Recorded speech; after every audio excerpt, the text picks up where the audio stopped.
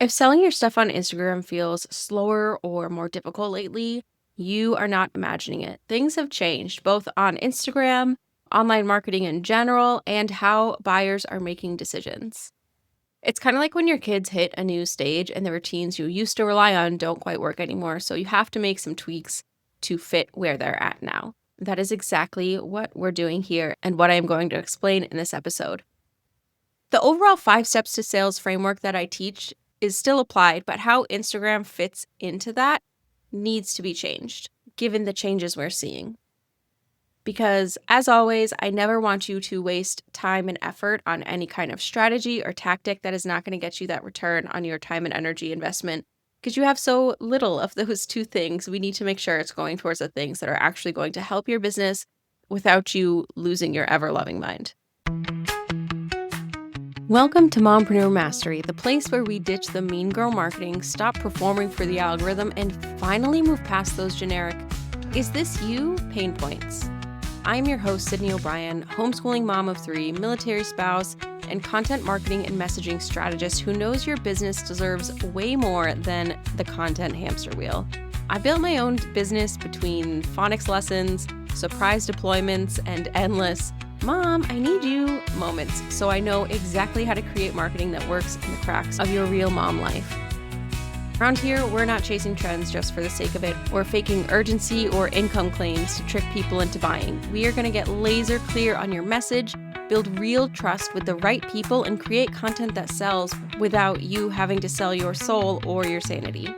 If you're ready for a strategy that's connection first, fluff free, and built to fit your actual life, you're in the right place.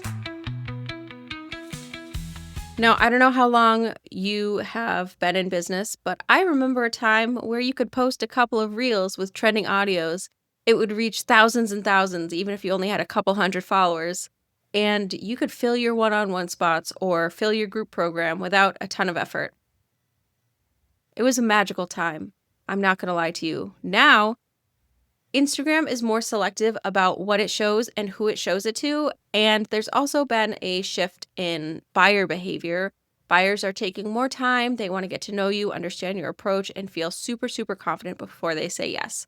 And this can be contributed to a lot of things, the economy, so many people having online businesses, the amount of marketing we see every day, all day, like so many things. So it's not a bad thing, okay? When someone chooses to work with you after following your account, reading your emails, listening to your podcast, checking out your blog, all of these things, they're a better fit. They're more excited and they're more committed, which is great for both returning customers, for getting testimonials for future customers, for getting referrals. We love this. This is great. This is not bad.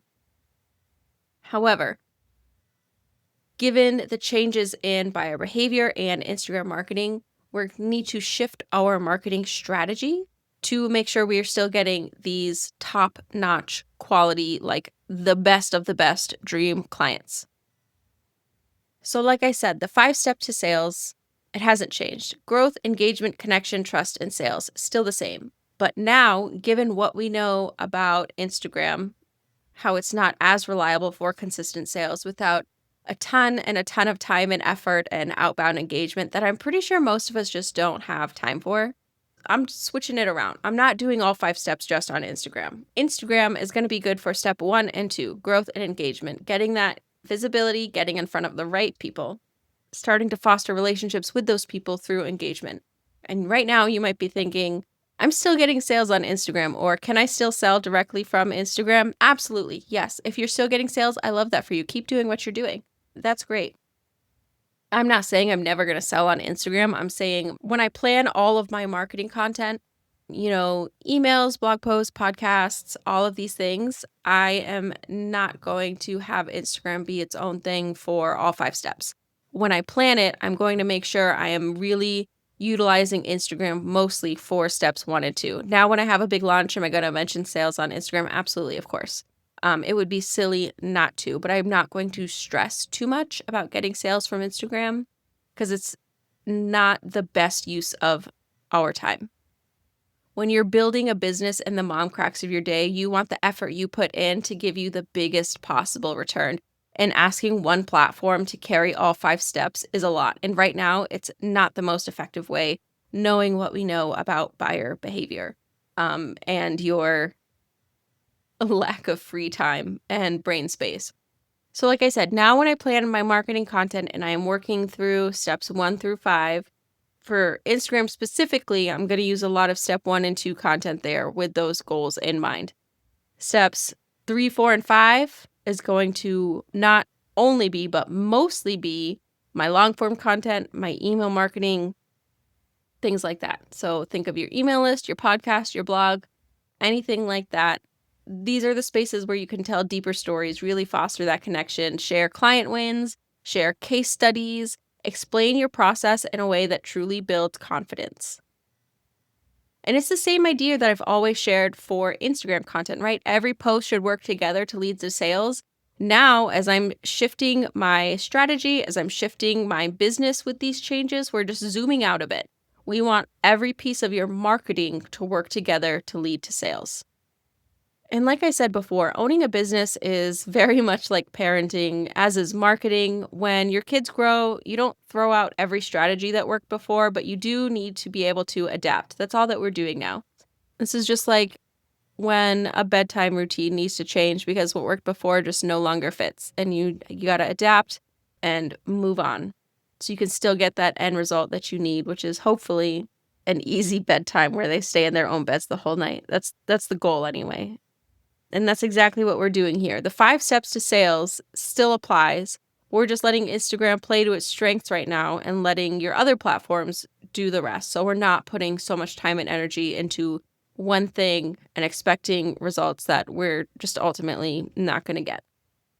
And again, it's not that you're not going to get them, but if you are short on time, like I'm sure you are, it's not as doable. It takes a lot of engagement and a lot of posting. And I know that my audience being mostly mom business owners or just busy women entrepreneurs, that's not super doable.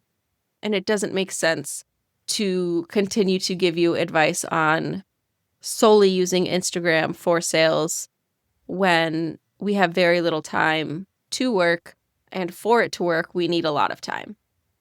So when you have all of your marketing working together, you can stop feeling like you're starting from scratch every time you post, every time you write an email, write a blog, whatever it is. Instagram can help get people in the door. It can start those conversations, and then you can use your other platforms to continue the conversation, to build that trust, to build that confidence. And when you do make an offer, they're ready. And as we're making this shift, I really want to talk about the piece that makes everything work. Like the big picture strategy is so important, but even that is not going to work if you don't have your messaging down pat. And this is more than just, knowing these generic pain points or knowing who you help. It's digging in really, really deep so that you can turn these casual followers and email subscribers into someone who feels like you're in their head, describing exactly what they've been struggling with and showing them that you can help them with the solution for their problems. You could have the perfect mix of platforms and know exactly which steps in your strategy belong where to post what for those steps in the strategy. But if your message isn't clear and concise and consistent, your audience won't be able to connect those dots. You're not going to get those dream clients I talked about earlier. And they might see your post, they might join your email list, but without the message that speaks directly to their needs, their experiences, their goals, it's not likely they're ever going to be ready to buy for you, especially when there are so many people doing online businesses that can also help them. And I'm not saying this to scare you or make you rethink anything. This is a real opportunity here to just dig deeper into why you do what you do, who you help, why you help them, why your offers are perfect for them. When your messaging is strong, creating your content feels a lot easier, and it stops feeling like you're throwing random pieces out into the void, and you have this overall strategy to guide people to being ready to work with you. So this is how it all fits together. So Instagram, like I said, still plays a big role within the strategy. It's going to be steps 1 and 2. It's where you're most likely to get in front of new people and start the conversation. But now, instead of expecting it to carry the whole sales process because we just don't have time for all the engagement it takes to do that right now, we're letting it do what it does best and letting your other platforms handle the rest. And messaging needs to be the constant throughout all of this. It's what makes your growth and engagement content actually connect. So you're attracting the absolute dream clients that work with you, that give you referrals, that give you the great testimonials, all of that. It's what makes your connection, your trust, and your sales content feel like a natural next step, like a warm invitation instead of, these hard sales pushes that just feel so icky. We hate that. And it's also why your audience recognizes your voice no matter where they see you, whether it's on Instagram, in a podcast, on a blog post, in an email, all of that. It's what makes your marketing feel intentional instead of scattered. So when you combine a clear, consistent message with a marketing plan that spreads the 5 steps to sales across the right platforms, you get more out of every minute you spend creating content. You're not starting from scratch every time you post, and you're building on a story that your audience already knows and believes in. And that is how you work smarter and not harder, so you can still get results without spending a ton of time on Instagram where you might not be getting the most return on that time investment. So again, if Instagram sales have felt slower or harder lately, it's not because you're doing anything wrong. It's just because we're in a new stage, all right? That's kind of online business in general. Our job now is to work with it, not against it. We're going to use Instagram for what it's best for right now and letting your other platforms carry the rest. Keep your messaging front and center so everything you share is pulling in the same direction. Marketing is going to start to feel easier because you're not relying on one post or one platform to do all the heavy lifting. You're going to have a connected strategy. You're going to have that clear, concise messaging that guides your audience towards buying. And that message is going to be everywhere your audience sees you. If you want help mapping this out so you know exactly what to say, where to say it, and how it all fits together, I've created a new freebie. It is linked in the show notes. It's called the Buyer Journey Content Map. This is the exact process I use to plan content across Instagram, email, and long-form content platforms. Think podcasts, blogs, things like that. So every piece is working together to guide your audience from, oh, hey, I just found you, to I am so excited to work with you. So go ahead and grab the Buyer Journey Content Map in the show notes. And I am so excited to be back in your earbuds next week. That's it for this episode of Mompreneur Mastery. If you're building a business around your life, not the other way around, and you're tired of being told to hustle harder to make sales when you're already hustling at 110%, I hope this gave you a breath of fresh air. And if it did, I would love it if you left a quick review or shared this with another mom entrepreneur who is ready to market with more strategy and way less stress. And if you want to see what a cohesive content map across multiple platforms with strategic messaging looks like, check out the link in the show notes to grab your free copy of the Buyer Journey Content Map. I'll see you next time.